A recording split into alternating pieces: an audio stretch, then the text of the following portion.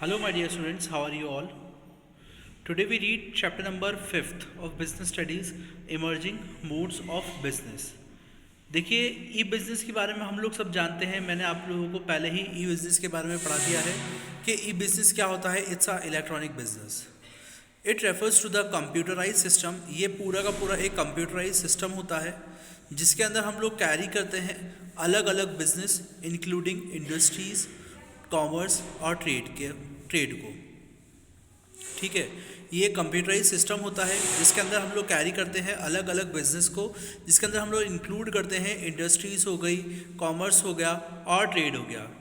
हम लोग बात करेंगे ट्रेडिशनल बिजनेस के बारे में। ट्रेडिशनल बिजनेस क्या होता है? देखिए, ट्रेडिशनल मतलब तो हम लोग सब जानते हैं। ट्रेडिशनल मतलब होता है पारंपरिक।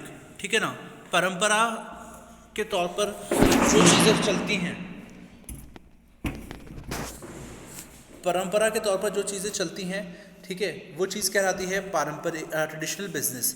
It refers to the system of trading goods and services. यानी कि ये हम लोग रेफर करते हैं वो सिस्टम का जिसको हम लोग बोलते हैं ट्रेडिंग गुड्स और services, where in both the buyer and the seller are present at the same place. जहाँ पर जो खरीदार होता है और जो बेचने वाला होता है वो प्रेजेंट होते हैं सेम जगह पर, सेम टाइम पर। When the transaction is made, जहाँ पर जो ट्रांजेक्शन किया जा रहा है वो। ई बिजनेस ट्रेडिशनल, ये ई बिजनेस वर्सेस ट्रेडिशनल बिजनेस के बीच में क्या डिफरेंस है अभी हम लोग देखेंगे। देखें, ये ई बिजनेस जो होता है, ये वाला जो चीज़ है ई बिजनेस और ट्रेडिशनल बिजनेस के बारे में। ट्रेडिशनल बिजनेस जो होता है वो होता है हमारा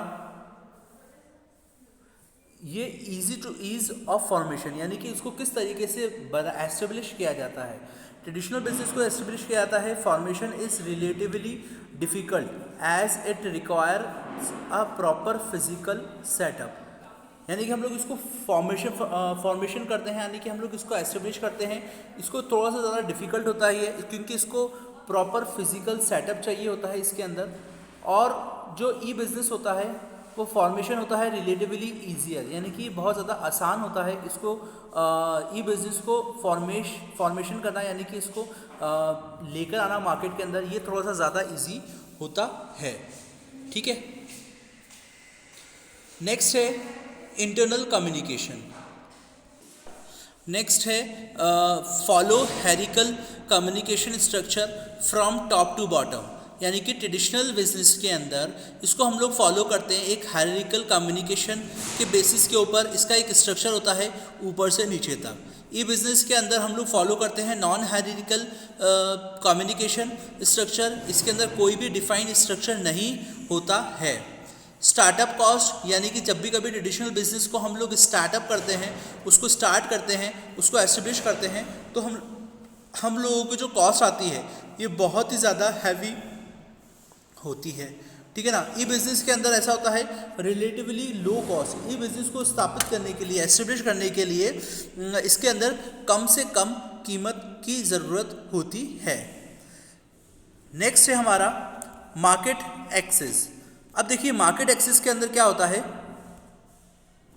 restricted to the physical domain. यानी कि ट्रेडिशनल बिजनेस के अंदर हम लोग ये करते हैं कि रेस्ट्रिक्टेड करते हैं फिजिकल और डोमेन सिस्टम के अंदर को।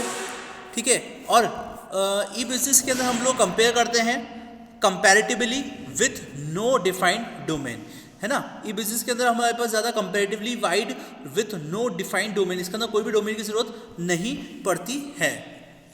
अब हम लोग बात करते हैं ऑपरेटिंग कॉस्ट।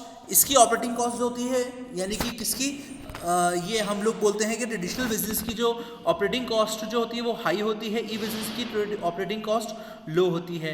कॉन्टैक्ट जो होता है इसके अंदर जो कस्टमर से डायरेक्ट या इनडायरेक्ट करके होता है, ठीक है ना। और जो ये ई बिजनेस होता है, इससे जो कॉन्टैक्ट होता है वो ई बिजनेस में कस्टमर से डायरेक्ट होता है। Response time to customer requirement, ठीक है, इसके अंदर जो रिस्पॉन्स होता है कस्टमर का वो थोड़ा सा ज़्यादा लंबा समय हो जाता है तब तक उससे कांटेक्ट होने में कस्टमर से, और इसके अंदर ये नेग्लिजिबल होता है। पर्सनल टच विथ कस्टमर, यानी कि इससे पर्सनल टच रहता है कस्टमर से बहुत ज़्यादा। किसमें, ट्रेडिशनल बिजनेस के अंदर जो पर्सनल टच रहता है बिजनेस से वो बहुत ज़्यादा होता है, और ऑनलाइन के अंदर ई बिजनेस के अंदर लेस होता है, कम होता है। ग्लोबल एक्सेस के अंदर लेस होता है और कंपैरेटिवली मोर होता है ई बिजनेस के अंदर। वर्कफोर्स जो होता है ट्रेडिशनल बिजनेस के अंदर वर्कफोर्स जो होता है वो प्रोफेशनली क्वालिफाइड होते हैं, यानी कि प्रोफेशनली उन लोगों को बहुत ज़्यादा ज्ञान होना चाहिए, तब जाके ही वो वर्कफोर्स को कंप्लीट कर सकते हैं। और ई बिजनेस के अंदर जो वर्कफोर्स होता है वो स्किल और सेमी स्किल दोनों तरह से होता है। ठीक है, ट्रांजैक्शन रिस्क जो होते हैं वो कम होती है और ई बिजनेस की कंपैरिजन के अंदर हाई होती है। ठीक है, और गवर्नमेंट सपोर्ट जो होता है वो डिक्लाइनिंग भी होता है और इसके अंदर ऑनलाइन के अंदर इंक्रीजिंग भी हो सकता है। अब देखिए हम लोग अभी पढ़ेंगे concept of e commerce. E commerce के कंसेप्ट क्या होते हैं? It refers to the trading of goods and services. इसको हम लोग रेफर करते हैं गुड्स को, ट्रेडिंग ऑफ गुड्स और सर्विसेज को थ्रू कंप्यूटर सिस्टम। किसके द्वारा? कंप्यूटर सिस्टम के थ्रू एंड ऑनलाइन नेटवर्क्स के through. E business versus e commerce. अब देखिए दोनों के अंदर हम लोग डिफरेंस देखेंगे कि क्या क्या डिफरेंस होता है बिजनेस वर्सेस ई कॉमर्स के अंदर। ठीक है, ई कॉमर्स और ई बिजनेस के बीच में डिफरेंस क्या है? सबसे पहले हम लोगों को ये जानना जरूरी है कि ई कॉमर्स और ई बिजनेस का मतलब होता है क्या है। Refers to the use of internet specifically, यानी कि जो भी हम लोग इंटरनेट को यूज़ करते हैं specifically for trading of goods and services between customer and suppliers. जो भी हम लोग रेफर करते हैं, यूज़ करते हैं इंटरनेट का स्पेसिफिकली फॉर ट्रेडिंग और गुड्स के लिए, सर्विसेज के लिए, बिटवीन कस्टमर और सप्लायर्स के बीच में। ई बिजनेस के अंदर हम लोग रेफर करते हैं internet for various business activities, यानी कि अलग अलग प्रकार की बिजनेस एक्टिविटीज़ को करने के लिए हम लोग इसको इंक्लूड करते हैं। इंक्लूड इसके अंदर आता है ट्रेडिंग ऑफ गुड्स और सर्विसेज। स्कोप जो होता है ई कॉमर्स का वो लिमिटेड होता है, जबकि ई बिजनेस के अंदर जो स्कोप होता है वो बहुत ही ज़्यादा बड़े स्तर पर होता है। एक्टिविटीज़ इंक्लूड, ई कॉमर्स के अंदर कौन कौन सी एक्टिविटी इंक्लूड होती हैं वो देखेंगे हम लोग। Includes only the interaction of buyers and sellers, यानी कि इसके अंदर सिर्फ और सिर्फ इंटरेक्शन होता है बायर्स के बीच में और सेलर्स के बीच में। Only online vendors are over the internet. और ई बिजनेस के अंदर इंक्लूड करते हैं हम लोग ई कॉमर्स को along with the other business के साथ। Functions that are conducted electronically such as production and inventory management, product development and accounting। Resources देखेंगे अभी हम लोग कि रिसोर्सेज क्या क्या रिसोर्सेज की रिक्वायरमेंट होती है कि ए बिजनेस को सेटअप करने के लिए। देखिए फर्स्ट है हमारा computer hardware with appropriate technology. अगर कंप्यूटर के अंदर एप्रोप्रिएट टेक्नोलॉजी होगी which forms the pre request for E business, जो कि हम लोग ये बताएंगे कि प्री रिक्वेस्ट जो होगा ई बिजनेस के अंदर। प्रॉपर टेलीकम्युनिकेशन सिस्टम, इसके अंदर प्रॉपर तरीके से टेलीकम्युनिकेशन सिस्टम होना चाहिए। Internet connection, telephone line to ensure effective communication between the seller and buyer, ताकि इससे जो कस्टमर होता है उससे डायरेक्ट कम्युनिकेशन किया जाए सेलर और बायर के बीच में। जो बेचने वाला होता है और जो खरीदने वाले भी होता है उसके बीच में, दोनों के बीच में आसानी से जो ट्रांजैक्शन आराम से किया जाए वो होता है proper tele communication system. Efficient payment mechanism which proper arrangements from commercial banks and credit card agencies. जो प्रॉपर अरेंजमेंट्स होता है फ्रॉम कमर्शियल बैंक्स और क्रेडिट कार्ड एजेंसीज के बीच में। क्वालिफाइड वर्कफोर्स, जो वर्कफोर्स होता है यानी कि जो उनके पास लेबर्स वगैरह होते हैं वो बहुत ही ज़्यादा क्वालिफाइड होने चाहिए। That are well versed with computer, जो कि बहुत ज़्यादा अच्छी नॉलेज रखते हो कंप्यूटर और इंटरनेट के बीच में। And can appropriately handle queries orders from the customer, और सारे के सारे जो कस्टमर्स के क्वेरीज होती हैं, ऑर्डर्स होते हैं, ठीक है ना, इन सभी चीज़ को कैरी अच्छे तरीके से एप्रोप्रिएट तरीके से सॉल्व कर सकें।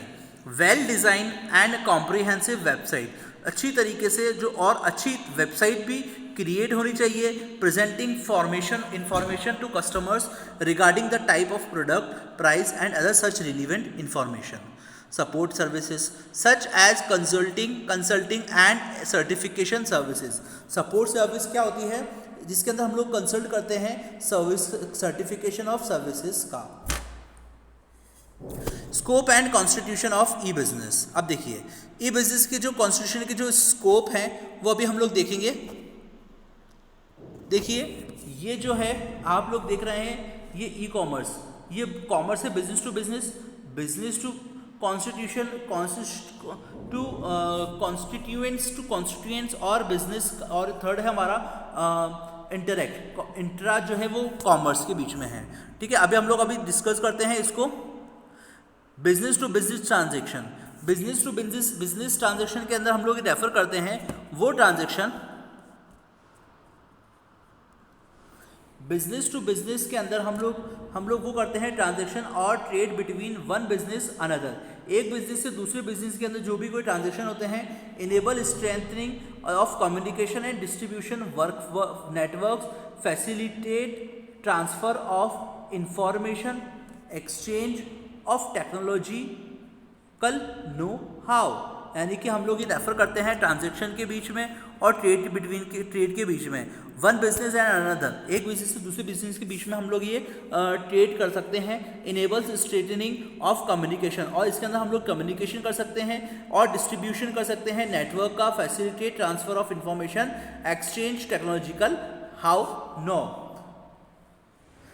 एग्जाम्पल है हमारा इसका एग्जाम्पल क्या है, distributing goods of distributors, inviting traders from the others business. ठीक है, बिजनेस टू कॉमर्स, यानी कि हम लोग देखेंगे बिजनेस टू कॉमर्स यानी कि business to customer transaction, business से कस्टमर ट्रांजेक्शन के बीच में क्या होता है, refers to the transaction between the business firm and its customer, जो रेफर करते हैं हम लोग ट्रांजेक्शन बिटवीन बिजनेस फर्म और इट्स कस्टमर के लिए, इंक्लूडिंग नॉट ओनली और परचेज ऑफ गुड्स, यानी कि हम लोग इसके अंदर क्या करते हैं, इंक्लूड्स नॉट ओनली, हम लोग इसके अंदर हम लोग इंक्लूड नहीं करते हैं, सिर्फ परचेज ही नहीं इंक्लूड करते हैं हम लोग, गुड्स और सर्विसेज को भी हम लोग इसके अंदर इंक्लूड करते हैं, but also other marking activities through the online made. ठीक है, एग्जाम्पल क्या है, सेलिंग ऑफ गुड्स और सर्विसेज आफ्टर सेल्स एटसेट्रा। ठीक है, अब हम लोग पढ़ेंगे इंट्रा कॉमर्स के बारे में, कॉमर्स टू कॉमर्स, रेफर करते हैं हम लोग transaction between the different departments of the same business house, जो भी हम लोग रेफर करते हैं ट्रांजेक्शन्स को बिटवीन डिफरेंट डिपार्टमेंट्स, अलग अलग प्रकार के डिपार्टमेंट्स के बीच में of the same business house, एक ही बिजनेस हाउस के अंदर, enable firms to improve efficiency and take care of the consumer requirement, और हम लोग इसके अंदर एक ही प्रकार की कंज्यूमर रिक्वायरमेंट को प्राप्त करते हैं। Example, place ordering to suppliers requirement of employees account.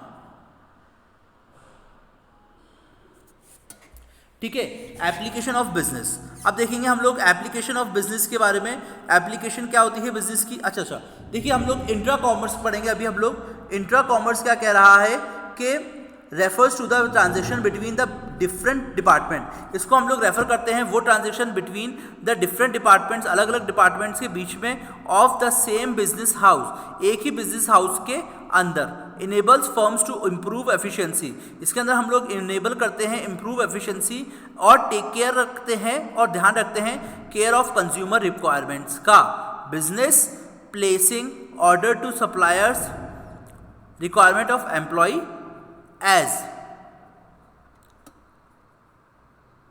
C2C commerce, customer to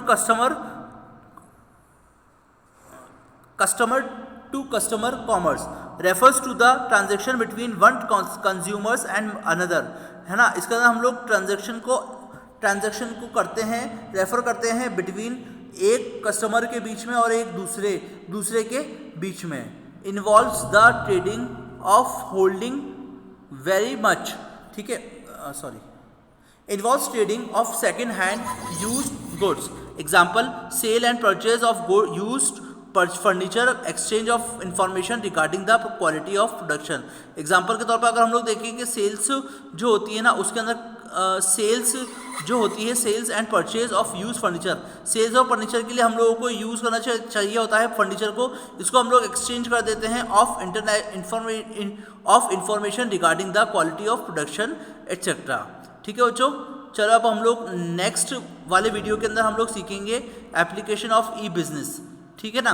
तो अब हम लोग मिलेंगे नेक्स्ट वीडियो के अंदर, तब तक के लिए पढ़ते रहिए। Thank you, have a great day.